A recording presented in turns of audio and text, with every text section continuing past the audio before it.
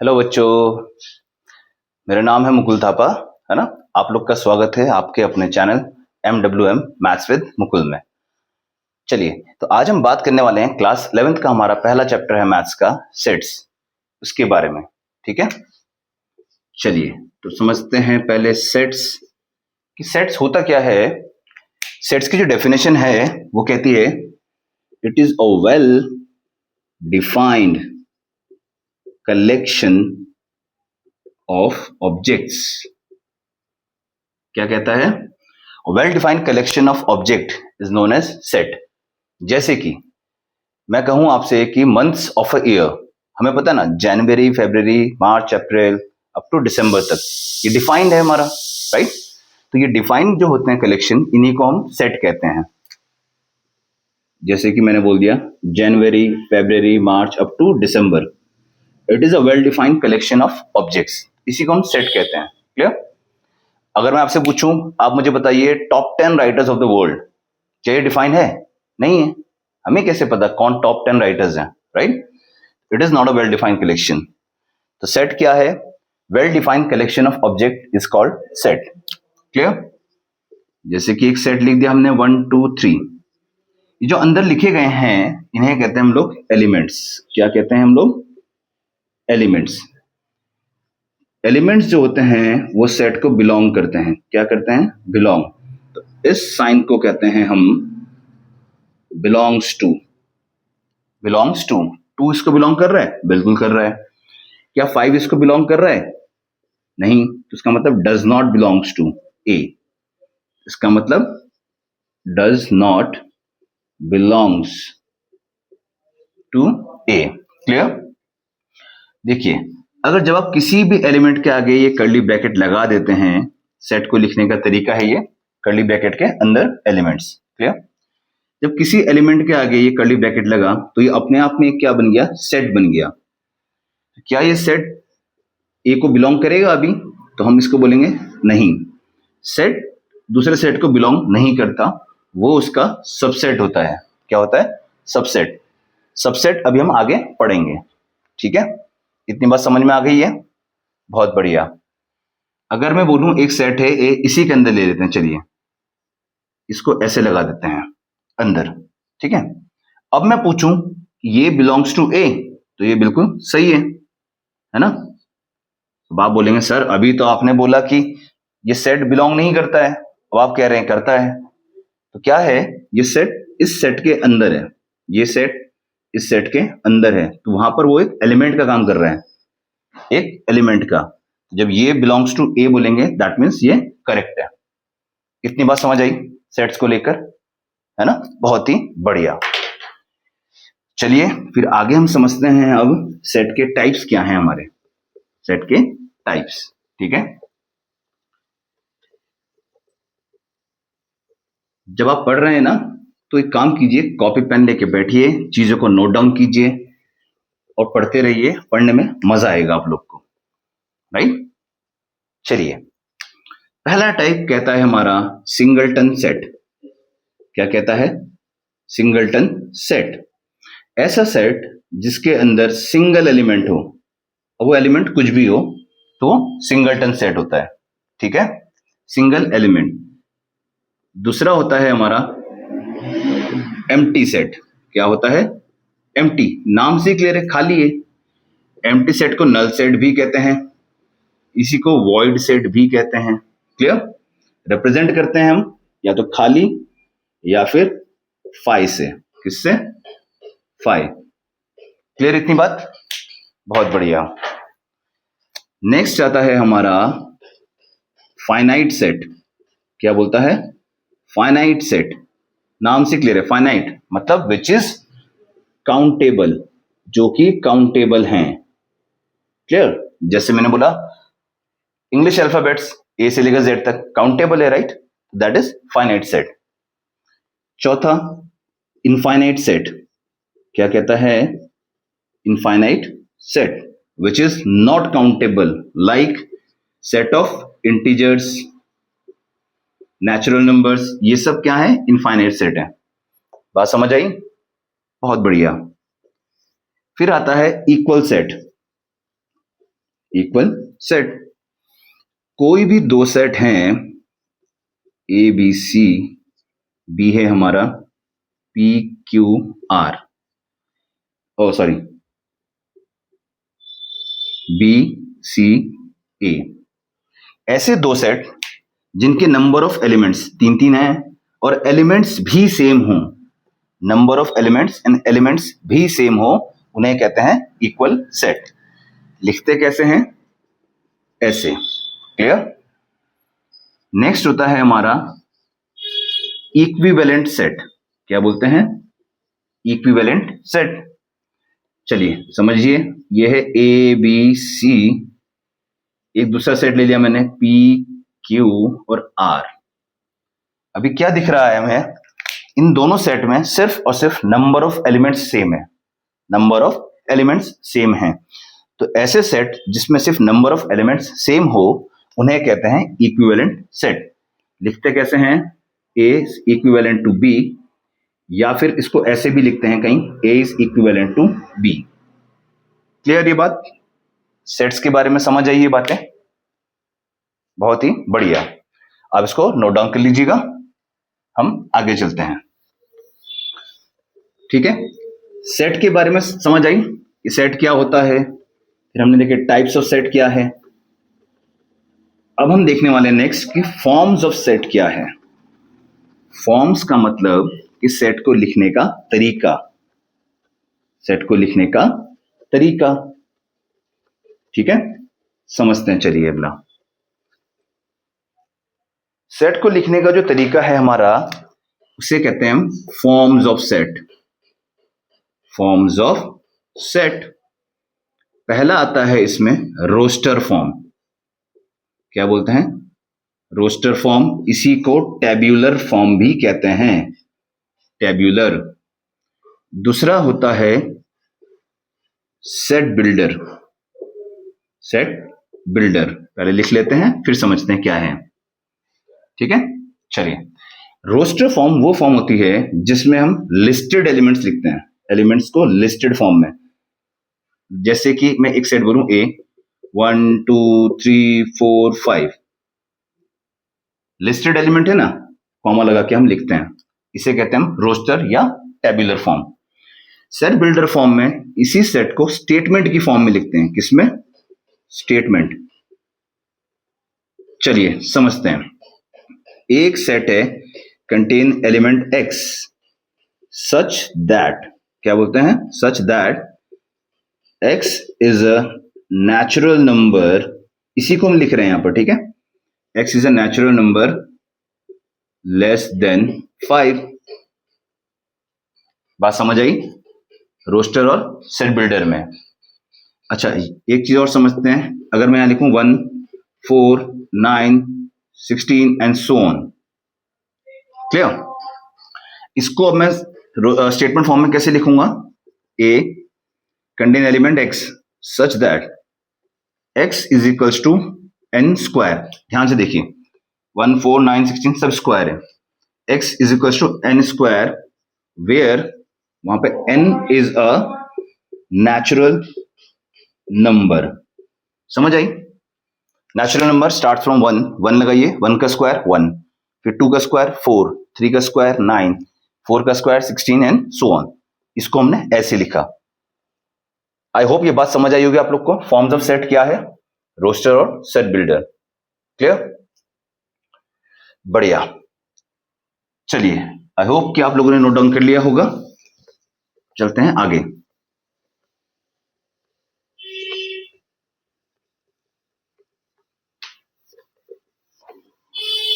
अब आप क्वेश्चन लगाते रहिएगा साथ साथ, है ना। स्टार्टिंग फेज के तो बड़े सिंपल से क्वेश्चन है कि भाई वो आपसे पूछ रहा है कि सेट क्या है क्या नहीं है, सेट को कैसे लिखना है, कौन सा एलिमेंट सेट को बिलोंग कर रहा है, कौन सा नहीं कर रहा है। ये बातें सारी क्लियर हो गई होंगी, राइट? बढ़िया। चलिए अब एक बात समझते हैं। हमने स्टार्टिंग में बोला था सबसेट को लेकर, 1 2 3 एक एलिमेंट है, आई मीन सॉरी एक सेट है। ठीक है, मैंने बोला 1 बिलोंग टू ए, बिल्कुल सही बात है। फिर मैंने कहा था अगर मैं यहां ऐसे लगा दूं बिलोंग्स टू ए बोलूं तो क्या ये सही होगा? नहीं, ये गलत है, क्योंकि ये सेट बन गया अपने आप में। एक सेट दूसरे सेट को बिलोंग नहीं करता। एक सेट दूसरे सेट का होता है हमारा सबसेट। क्या होता है? सबसेट। क्लियर बात? चलिए तो फिर समझते हैं कि सबसेट होता क्या है। एक एग्जांपल लिखते हैं पहले। एक सेट है ए 1 2, एक सेट है बी 1 2 3 4 5। क्लियर? देखिए, ये सेट इस सेट से निकल सकता है, ये सेट इस सेट से निकल सकता है।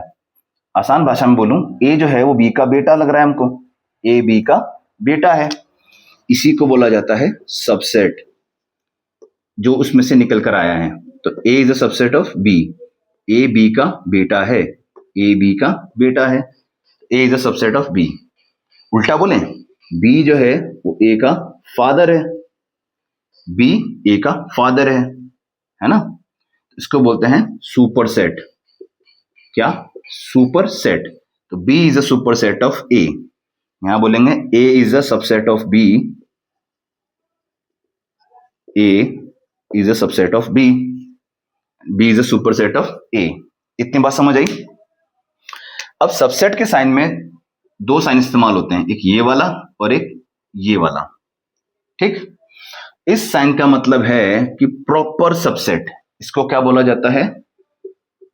Proper subset. इसको हम बोलते हैं सबसेट। ठीक है? ये जो है मैंने बोला था ए बी का बेटा है, ए बी का असली बेटा है, तो प्रॉपर सबसेट है, उसी में से निकल कर आया है। इस साइन का मतलब क्या है? इक्वल्स टू हो जाता है। मतलब ये कह रहा हूं मैं, A is a subset of B. यहां इस केस में क्या है? ए और बी बराबर है, ए और बी बराबर है, तो ये भी सबसेट होता है। अगर वाली लैंग्वेज बोलूं बेटा, तो सौतेला बेटा समझ लीजिए, सौतेला बेटा, तभी बराबर है पिताजी के। क्लियर बात है? इसे भी subset, A is a subset of B and this means A is a proper subset of B, A is a proper subset, subset. फर्क समझ में आ गया? और ये वाला सुपर सेट।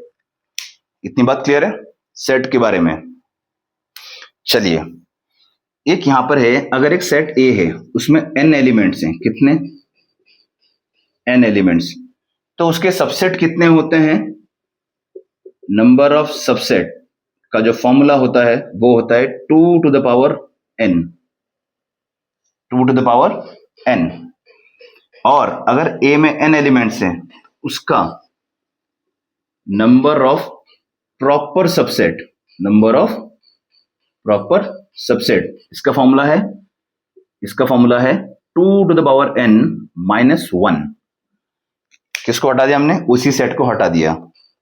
बात समझ आई? 2 to the power n proper subset, 2 to the power n minus 1। Clear इतनी बात? बहुत ही बढ़िया। चलिए, तो एक सेट का सबसेट ही लिख लेते हैं, ए का लिखते हैं। चलिए, अच्छा, सबसेट लिखने से पहले एक चीज समझते हैं, कुछ छोटी सी बातें। एम्प्टी सेट जो होता है is a subset of every set. Empty set हर एक सेट का सबसेट होता है। Clear? Empty set is a subset of every set and every set is a subset of itself। हर एक सेट अपना ही सबसेट भी होता है। ठीक है? समझते हैं। चलिए, अब इसके सबसेट लिखते हैं। पहले पहला क्या आएगा हमारा? 5, दूसरा हो गया 1, फिर 2, फिर 3, फिर 1 2, फिर 2 3, फिर 1 3 एंड लास्ट में 1 2 3। क्लियर बात? देखिए, अगर एक सेट में n एलिमेंट्स हैं तो सबसेट कितने थे? 2 to the power n। 3 element है, subset 2 to the power 3, 8। Count कर लीजिए, 1 2 3 4 5 6 7 8। आई बात समझ में? ये फॉर्मूला भी ठीक। अगर इसके प्रॉपर सबसेट बोलता है तो बस हम इसको हटा देते हैं, तभी ये formula 2 to the power n minus 1 है, कि उसी सेट को हटा देना है। क्लियर? चलिए, अब इसके कलेक्शन को the collection of subset of a set is called power set, is called power set. ठीक है, किसी भी सेट के सबसेट के कलेक्शन को हम क्या कहते हैं? Power set. समझ आई ये बात? बहुत ही बढ़िया, इसको नोट डाउन कर लीजिएगा, फिर हम आगे की बातें करते हैं। चलिए,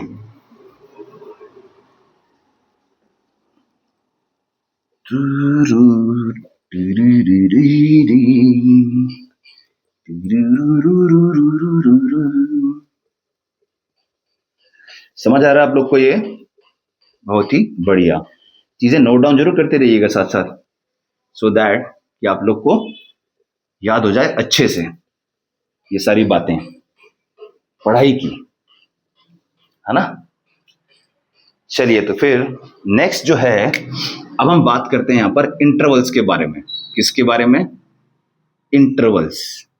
ठीक, पहला होता है ओपन इंटरवल एंड दूसरा होता है close interval. Close interval, open interval का साइन होता है ऐसे ए बी, और क्लोज का होता है आपका ऐसे ए और बी। ठीक, सपोज एक एलिमेंट एक्स है जो इसमें बिलोंग कर रहा है, तो उसकी वैल्यूज क्या होती है? वो होती है ए से बड़ी बी से छोटी। यहां पे वही वैल्यू ए से बड़ी तो है, साथ में ए के बराबर भी है, सेम बी के बराबर और बी से छोटी। ठीक, जैसे कि हमने लिख दिया 2 and 5, इसका आंसर क्या होने वाला है? 3, 4। अगर मैं यहां बोलूं 2 and 5, तो आंसर क्या होने वाला है? 2, 3, 4 and 5। ये बात समझ आई? बहुत ही बढ़िया। इसी चीज को जब सेमी इंटरवल्स में हम बात करते हैं, सेमी मतलब आधा कर दीजिए, कैसे? इधर 2 कर दीजिए ओपन, 5 कर दीजिए क्लोज, तो इसके आंसर्स क्या होंगे? 2 इंक्लूड नहीं होगा, बस 3, 4, 5 इंक्लूड होगा क्योंकि क्लोज है वहां से। समझ रहे हैं बात को? आई ना ये बात समझ में? बहुत ही बढ़िया। अब आप इनके क्वेश्चंस कर ही सकते हैं कि अगर वो आपसे पूछे कि भैया x is greater than 5 and less than equal to 10, इसको इंटरवल में आप कैसे लिखेंगे? 5 ओपन और 10 क्लोज्ड। क्लियर? अगर ये ऐसे हैं तो दोनों ही कैसे हैं? ओपन है। ये ऐसे हैं तो मतलब दोनों ही क्लोज हैं, राइट? और ये ऐसे हैं तो 5 क्लोज है और 10 ओपन है। आई ये बात समझ में ना इंटरवल्स को लेकर? बहुत ही बढ़िया। चलिए फिर आगे और चलते हैं थोड़ा। मजा आ रहा है आप लोग को समझने में? बिल्कुल मजे लेके पढ़िएगा, बहुत ही मजा आएगा।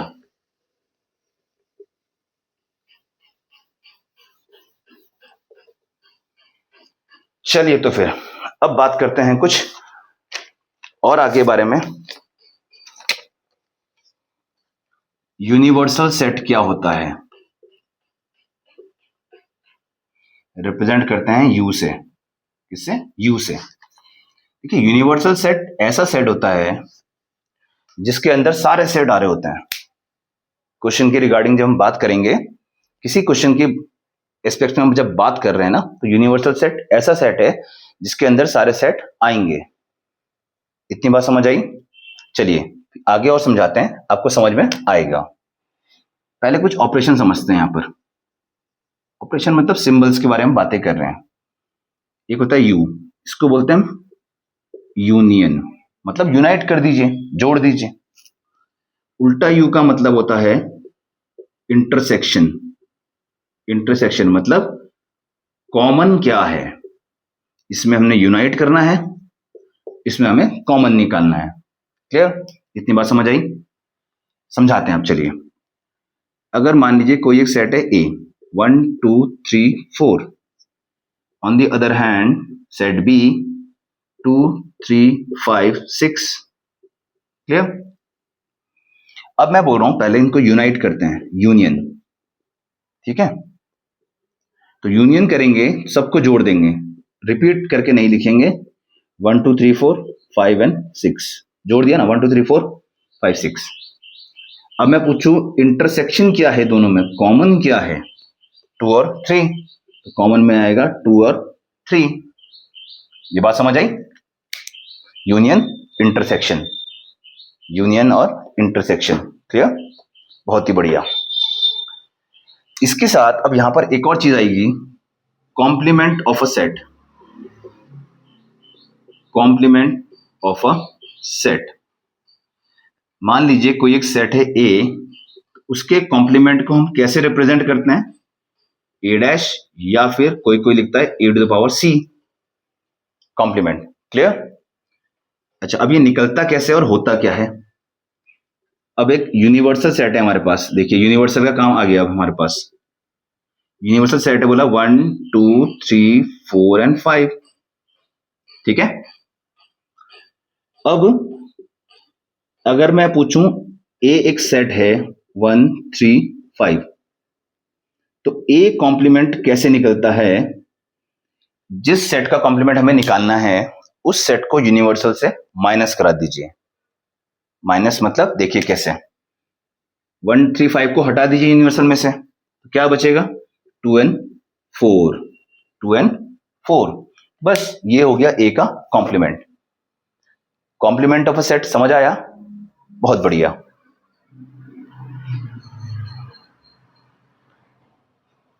अच्छा चलिए, अब कुछ और बातें इसी को लेकर। अगर मैं आपसे पूछूं ए और उसके कॉम्प्लीमेंट का यूनियन कर दूं, जोड़ दूं, समझिए, इसको इसको यूनाइट कर दूं, तो क्या ये नहीं बन रहा है? बन रहा है ना? तो ए यूनियन ए कॉम्प्लीमेंट जब होगा तो क्या बनेगा हमारा? यूनिवर्सल सेट, यूनिवर्सल सेट, ठीक है? बहुत ही बढ़िया। अब अगर मैं बोलूं A union B is equal to B union A, बराबरी तो है। इस लॉ को आप पहले भी पढ़ चुके हैं, क्या कहते हैं? Commutative, right? A union B union C कर दीजिए, या फिर A union B union C, ये क्या है? एसोसिएटिव, हमने देखा हुआ है, हमें पता है, पहले पढ़ चुके हैं हम ये, है ना? एडिशन मल्टीप्लिकेशन में देखा हमने, कम्यूटेटिव, एसोसिएटिव, राइट? अगर मैं ए को यूनाइट करूं एम्प्टी सेट के साथ 5, तो क्या बनेगा? यही तो बनेगा, यही तो बनेगा। तो ये होगा आइडेंटिटी, आइडेंटिटी लॉ कह लीजिए आप, और ये काम करेगा, इसको कहेंगे हम आइडेंटिटी ऑफ यूनियन, राइट? बढ़िया। नेक्स्ट कहता है अगर मैं ए यूनियन ए करूं, ए को ए के साथ ही यूनाइट करूं, तो वो क्या बनेगा? यही तो बनेगा, राइट? इसको कहते हैं idempotent law, idempotent law, clear? Universal को किसी भी सेट के साथ यूनाइट करें हम, तो यूनिवर्सल सेट ही आएगा, राइट? पता है हमको। तो इसको हम कह सकते हैं लॉ ऑफ यूनिवर्सल सेट। इतनी बातें समझ आई? अभी यूनिवर्सल सेट समझ में आया? ये यूनियन, इंटरसेक्शन, ऐसे ही ये लॉ आप इंटरसेक्शन में बना सकते हैं, राइट? हम कह सकते हैं कि A intersection B, B intersection A बराबर ही होगा, क्लियर? ऐसे ही इसको आप नोट डाउन कर लीजिए, फिर हम करते हैं आगे की बात। तो चलिए फिर इसको मिटा दें, चलो इसको मिटाते हैं और चलते हैं आगे की ओर।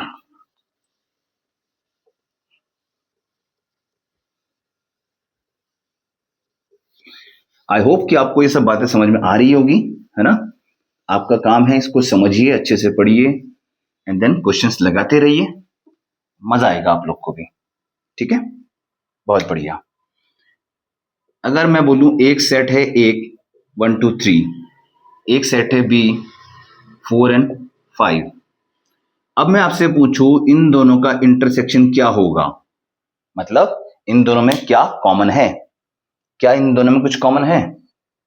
नहीं है, मतलब एम्प्टी है। तो ऐसे सेट जिनमें कुछ भी कॉमन ना हो उन्हें बोला जाता है डिसजॉइंट सेट। क्या? Disjoint set. समझ आई ये बात? क्या है डिसजॉइंट? ऐसे दो सेट जिसमें कुछ भी कॉमन नहीं है, राइट? बढ़िया, ओके। हमने सीखा यूनियन और इंटरसेक्शन।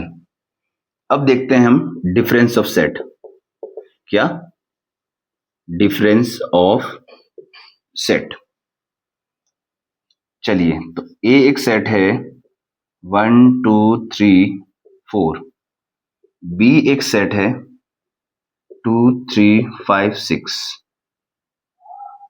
डिफरेंस बोले तो माइनस, पहले लिख देते हम a माइनस बी और यहां लिख देते हम b minus A. Clear?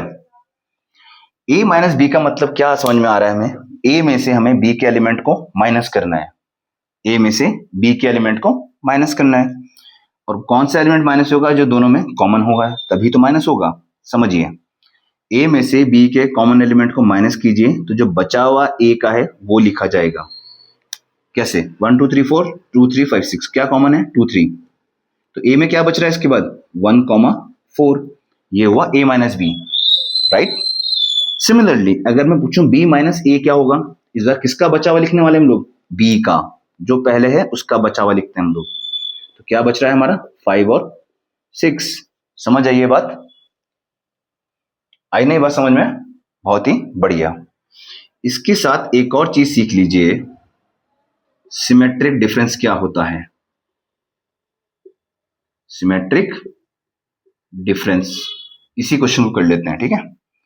Symmetric difference को हम रिप्रेजेंट करते हैं A triangular B is equals to, ये क्या होता है formula? A minus B union B minus A. Clear बात? सिमेट्रिक डिफरेंस, ठीक है? अब आप कर लेंगे, ए माइनस बी हमारा आएगा 1 4 और फिर बी माइनस ए 5 6। तो सिमेट्रिक डिफरेंस क्या हुआ? 1 4 5 और 6, राइट? एक चीज समझिएगा, अभी इसको आगे वेन डायग्राम में भी समझाता हूं आगे। इसमें कौन नहीं आया? इसमें कौन नहीं आया? वो नहीं आया जो दोनों में कॉमन थे। देख रहे हैं आप? जो दोनों में कॉमन थे बस वही नहीं आए, इसी को कहते हैं हम सिमेट्रिक डिफरेंस, राइट? चलिए, इसी चीज को आगे समझाते हैं आप लोग को वेन डायग्राम में। इसको मिटाते हैं, इसको यहीं रहने देते हैं, ठीक? चलिए, मान लेते हमने एक सेट बनाया ए और दूसरा सेट बनाया हमने बी। ये ए है और ये बी है। अब आप मुझे बताइए, ए ये वाला पोर्शन, बी ये वाला, क्या ये वाला पोर्शन दोनों में है कॉमन? तो ये कौन सा हुआ आपका? A intersection B, right? A intersection B. अब ए में से बी का जो कॉमन था हमने हटा दिया, ए में से बी का कॉमन हटा दिया, क्या बच रहा है? इतना पोर्शन बच रहा है हमारा, दिखाई दे रहा है? ये क्या हुआ? ए माइनस बी, ए में से बी का माइनस, राइट? और सिमिलरली अगर मैं इस वाले पोर्शन की बात करूं, ये क्या दिख रहा है हमको? बी माइनस ए। इस बार बी में से ए हटा दिया। क्लियर? अब इन सब को जोड़ दीजिए, इन सब को जोड़ दीजिए, तो जोड़ के क्या बनने वाला है? ए यूनियन बी, पूरा मिलके ए यूनियन बी। समझ आ रही है बात? वेन डायग्राम्स कहते हैं हम इसको। क्या कहते हैं हम इसको? वेन डायग्राम, ठीक है? अभी आगे जब और क्वेश्चंस आएंगे तो मैं सिखाऊंगा आप लोग को, बताऊंगा कि वेन डायग्राम से क्वेश्चन कैसे आसान हो जाता है हमारे लिए, ठीक है? वो हम आगे सीखेंगे, अभी फिलहाल ये समझते हैं इतना। चलिए, अगर अब मैं यहां लिख दूं एक सेट ए एक सेट बी, ये ए है और ये बी है। सिमेट्रिक डिफरेंस क्या था? A minus B union B minus A. अच्छा, ए माइनस बी कौन सा वाला था? ये वाला, इतना,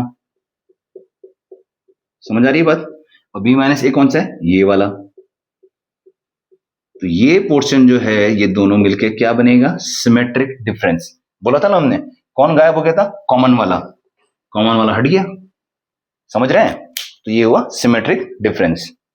ठीक, बढ़िया। सपोज अगर ये एक यूनिवर्सल सेट है पूरा U, इसके अंदर एक सेट है A, तो ये जो बचा हुआ होगा यूनिवर्सल में से A को हटा दूं तो बचा वाला क्या A कॉम्प्लीमेंट नहीं होगा? ये पूरा इतना, समझ आई ये बात? A कॉम्प्लीमेंट कि जो सेट पे जो ऑपरेशंस हम लोग कर रहे थे, यूनियन, इंटरसेक्शन, डिफरेंस, राइट, इसको वेन डायग्राम में कैसे समझा? समझ आया ये बात? बहुत ही बढ़िया। अब इसके आगे का जो होगा हम अगले नेक्स्ट लेक्चर में अपना देखने वाले हैं। तब तक आप इसको पढ़िए और क्वेश्चंस लगाइए, प्रैक्टिस कीजिए। हम नेक्स्ट लेक्चर में आएंगे, कुछ और अच्छे क्वेश्चंस को लेकर भी आएंगे साथ में, और एक आधा कॉन्सेप्ट अभी छूटा है उसको भी आगे कवर करेंगे। ठीक है, टिल देन आप लोग पढ़िए, अच्छे से पढ़िए। Okay, have a nice day, take care, bye bye.